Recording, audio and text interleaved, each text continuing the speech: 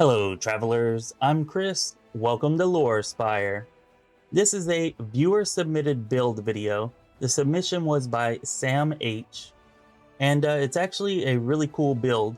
He gave me the guidelines that he wanted to stick to for the build, and I just kind of tweaked it and stuck as close as I could to those guidelines and came up with the best build that I could. And I think it's actually a really effective, really fun build, and it has a lot of flavor to it. So yeah, it's a lot of fun, and I hope that everybody enjoys it here.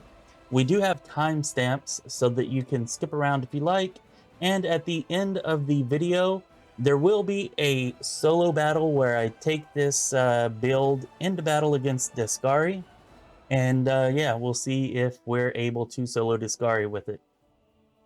And after that, we'll have a spreadsheet for the build so that you can use that as a reference. So anyways, this is a Dragon Disciple Paladin build. We do take one level of Sorcerer, as you can see here, just so that we qualify for Dragon Disciple. And basically what we're trying to do is max out our strength, have pretty good charisma, and then a little bit of constitution. So our scores to start out with are actually 20 strength, 14 constitution, 8 wisdom, 16 charisma, 10 intelligence, and 10 dexterity. Okay, and then the Dragon Disciple, if you're not familiar with the class, actually gives you a quite a few ability score bonuses and some natural armor bonuses as well. It also adds natural attacks to the build, gives you wings, increasing your AC against melee attacks, and allows you to eventually transform into a dragon. All right, so it's actually a pretty cool, fun build.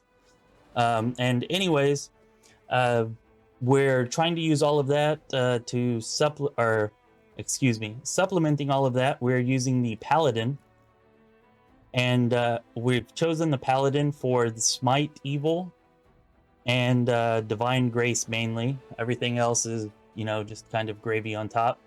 But having a higher charisma increases the effectiveness of our Smite Evil ability. So that's why we want to have the extra charisma, so that we have higher bonuses on our attack rolls when we smite evil, and higher AC bonuses whenever we smite evil. And then, of course, having high charisma as a paladin because of Divine Grace will add our charisma bonus to our saving throws, which helps a lot with survivability. And this build is actually, it has a lot of survivability, and it does good damage too.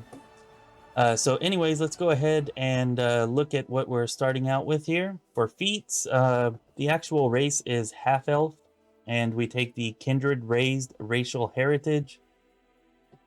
And then the Varisian Explorer background, and this is mainly to give us the extra +1 bonus on reflex saves, because reflex saving throws are this build's lowest save, as you can see here. Okay, now after that, we've gone with weapon proficiency, Elven Curve Blade, and that's mostly for the role-playing flavor. Sam actually wanted this build to be an elf if possible, but the starting ability scores for elves just don't really fit the build, so I went ahead and went with half elf, which fits it pretty well. And anyways, yeah, so Elven Curve Blade proficiency at level 1, and that's actually an exotic weapon. And then at level 3, weapon focus Elven Curve Blade. Level 5, outflank. Level 7, arcane armor training. Level 9, arcane armor mastery. 11, improved critical Elven Curve Blade. Level 13, lightning reflexes. 15 is improved lightning reflexes. 17, improved great fortitude. And a 19, iron will. Okay, so as you can see, we're upping our saves a lot here. And you can see down here definitely the effect of that. And that really helps, especially on core difficulty and above. It helps a lot with survivability, especially in the late game. All right, now you probably noticed that we have improved Great Fortitude without actually having Great Fortitude. And that's because we get Great Fortitude from our Dragon Bloodline. It's a bonus feat from that. But those do not appear on the character card in this game for whatever reason. I don't know. But anyways, at level 7, we take Blind Fight as a bonus feat from our Dragon Bloodline. At level 10, we'll take Power Attack as a bonus feat from our Dragon Bloodline. And then at level 13, we take Great Fortitude as a bonus feat from our Dragon Bloodline. Okay, and those are on the spreadsheet, so you can look at them there. All right, now anyways, our first 4 levels will go into Paladin so that we can pick up Smite Evil, Divine Grace, you'll get Divine Health, Aura of Courage, the Fatigued Mercy, or you can choose a different mercy if you'd like, but I like using Fatigued. And of course, Lay on Hands and Channel Positive Energy. Okay, which is quite a bit to get through 4 levels. And we'll also get the ability to cast first level Paladin spells. And there's one here that really sticks out, and that is this one, Bless Weapon. Okay, this will, whenever you have this buff whenever you're using it, this will automatically confirm any critical threats that you have with your weapon against evil targets, which are most of the enemies in this game. Okay, and we're going to be focusing at least somewhat on crits. So Blessed Weapon is something that you should definitely be using whenever you're up into a tougher fight. And I would say that it's the most important spell that we get in the Paladin's spellbook with this build. Okay, so first 4 levels Paladin, and then at level 5 we'll take 1 level of Sorcerer, take Combat Casting for the Sorcerer's bonus feat. Alright, we don't actually get enough levels into Sorcerer to make effective use of any of the meta magics that you have a choice of, and we're not using offensive magic, so we don't really need spell penetration. So Combat Casting is definitely the best choice here, especially since we're a melee build, and we're going to be in melee combat and may need to cast spells while we are. Alright, so that's level 5 into Sorcerer. And then levels 6 through 15 are going to be all Dragon Disciple. Okay, and as you go through this, you're going to get a total of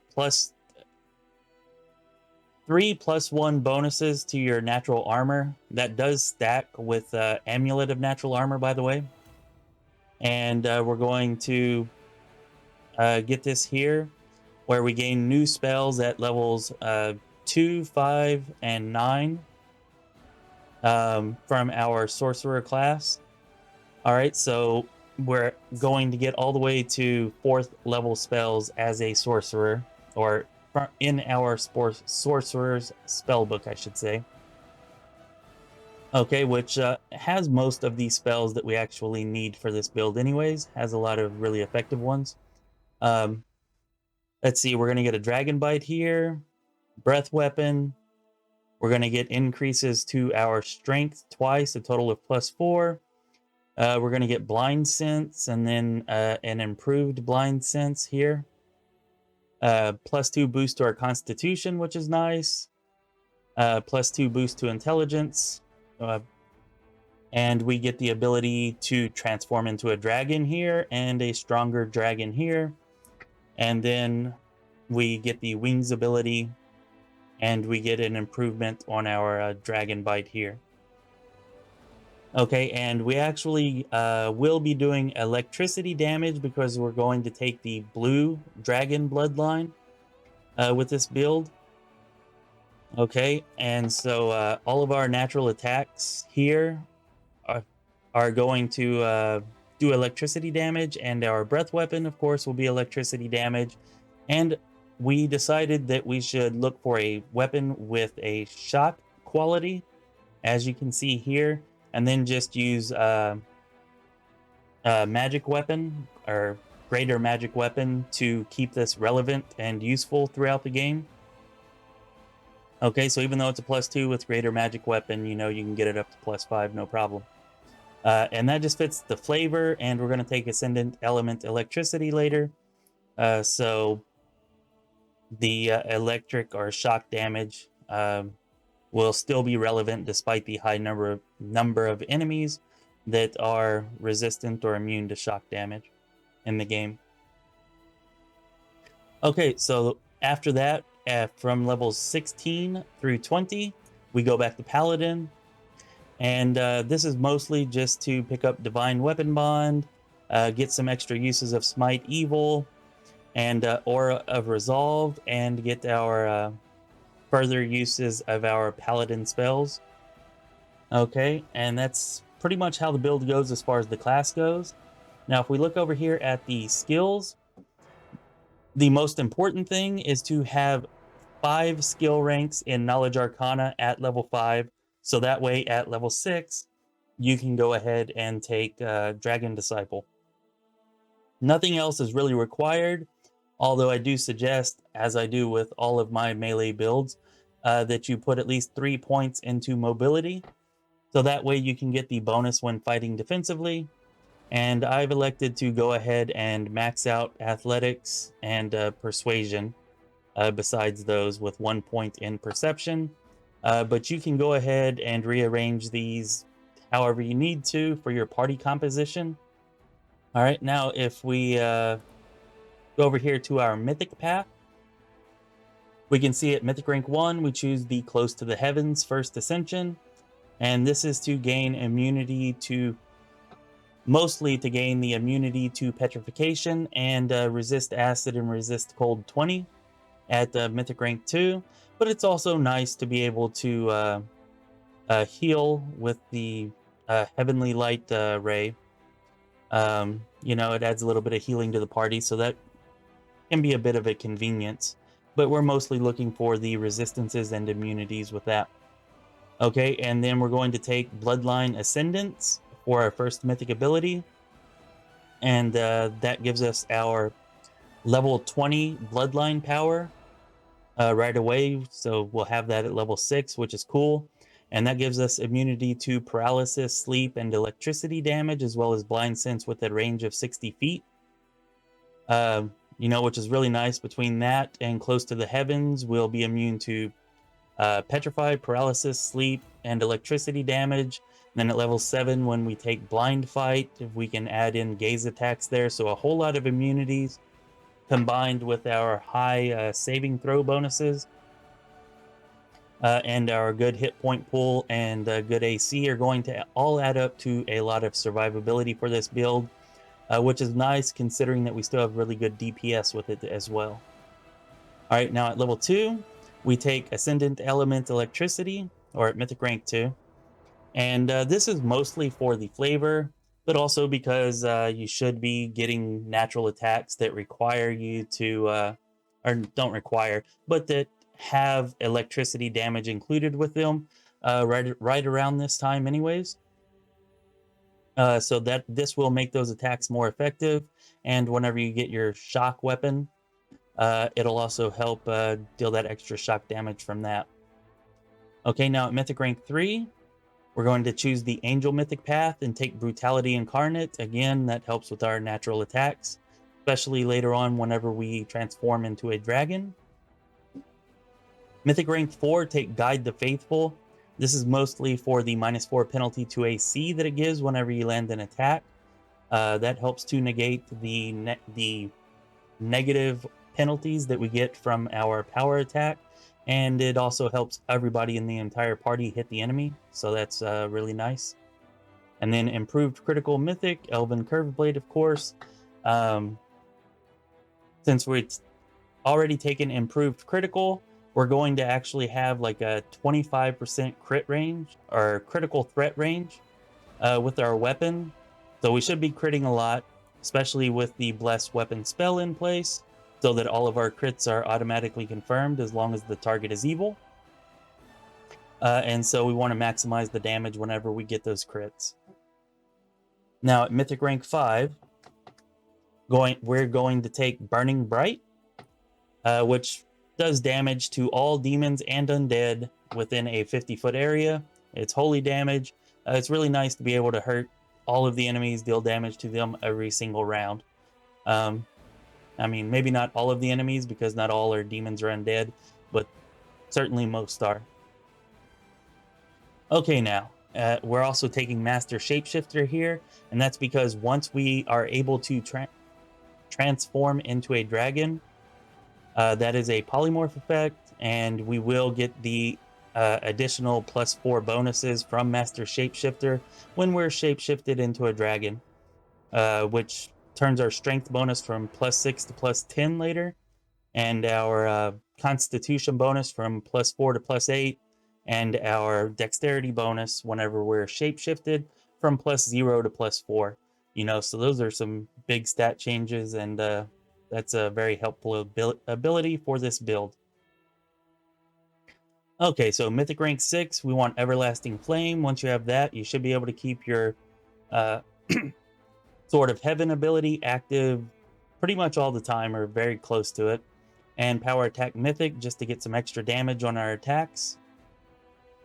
Mythic Rank 7, we're taking Piercing Rays, and that is just to help the spellcasters in our party land their spells. And it also lowers the enemy's saving throws as well as their spell resistance. So it'll make it easier for the spells to be effective when they do land. And then we're going to take Abundant Smite for the ability here. We don't have a lot of Paladin levels, so having this gives us a lot more uses of Abundant Smite. Should give you about 4 more uses at Mythic Rank 8 and 5 more at Mythic Rank 10. And we are much more effective whenever we are smiting the enemy. We're still effective without the smite, but we go from being effective to extremely effective, or our damage goes from being pretty good to being extremely good whenever the enemy is smited. Okay, now at Mythic Rank 8, take Speed of Light, and this is my favorite ability for this build, because it does give you 2 additional attacks, which is nice. Excuse me.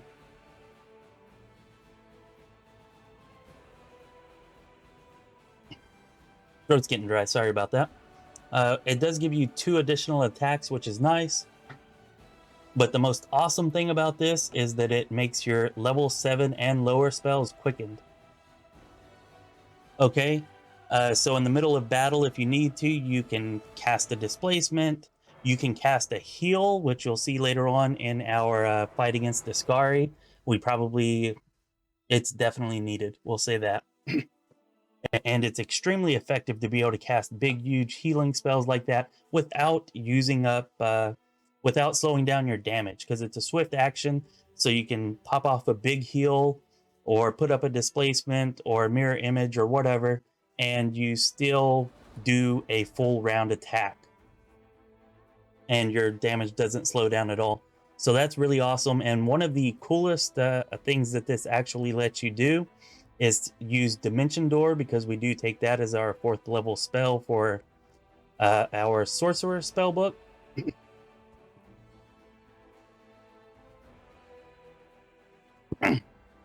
Sorry about that. Let's power through.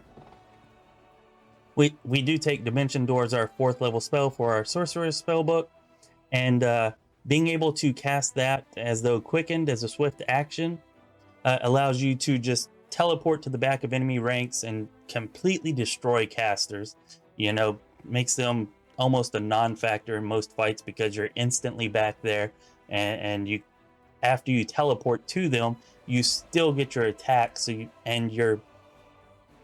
have a really good chance of killing them in 1 turn. So I'll just say that really like this ability. It really makes the build a lot of fun, and you can do some really cool stuff with it. Okay, now Destructive Shockwave we're going to take here, and we're taking this mostly because whenever we're transformed into a dragon, you should have like 40 plus strength, which is a huge strength bonus, and you get a ton of attacks. And if Smite is in place, then whenever an enemy is smited, their damage reduction does not apply to you. So they will not be preventing any of this damage. So whether you're hitting or missing, you're going to be doing significant damage, especially when you're in dragon form. Okay, now Mythic Rank 9, we got Solar Winds. This is just to up the entire party's resistances, to help them better survive enemy spell damage or elemental damage. And then Unrelenting Assault is just to add a little bit of extra damage. After 5 rounds, you should be attacking every round. That's plus 10 damage. If you're in dragon form, you get a lot of attacks, and that's plus 10 damage per attack. And if you're not in dragon form, then plus 10 damage whenever you get a crit is still, an extra 30 damage with an Elven Curve Blade. So it's pretty nice. And then at Mythic Rank 10, you pretty much only have to worry about fighting demons at this point. So we'll take Demon Bane and Lightning Reflexes to shore up our lowest saving throw, which is the Reflex save. And yeah, that's pretty much it for the Mythic Path. And this really is a cool, fun build. Let's go check out that battle against Deskari now and see how that goes. And after that, we'll wrap things up.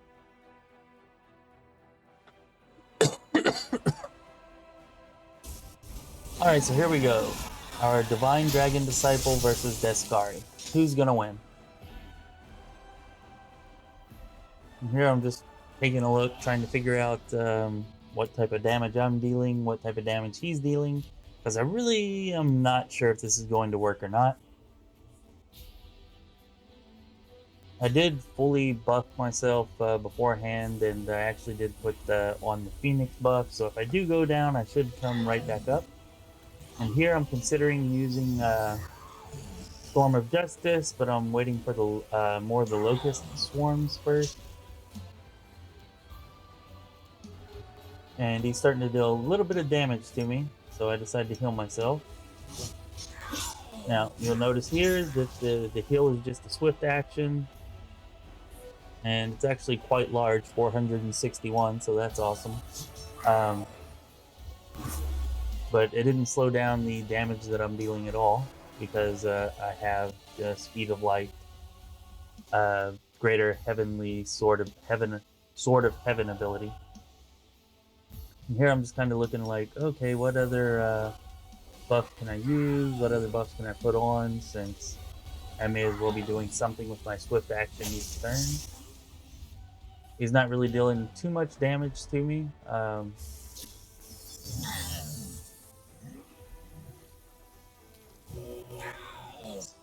And you can see we're just hammering away at his health.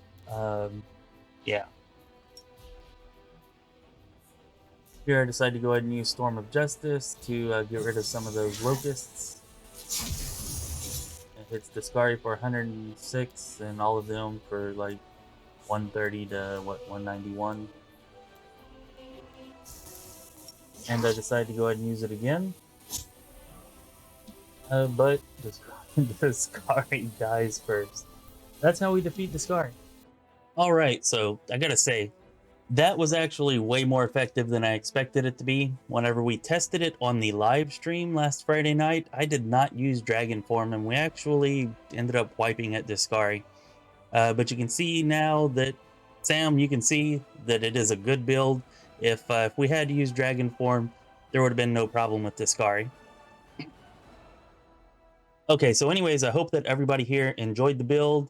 Like and subscribe to the channel. It really helps me out, really helps us out. We're trying to build this thing, so thank you for doing that. And turn on your notifications, because I'm going to be going live at some random times here over the next few weeks. And that way you are notified of whenever that happens, and you can pop in and check things out if you have time. Okay, so thanks everybody for watching, and thanks for the support. This has been Chris with Lorespire. Be well, my friends.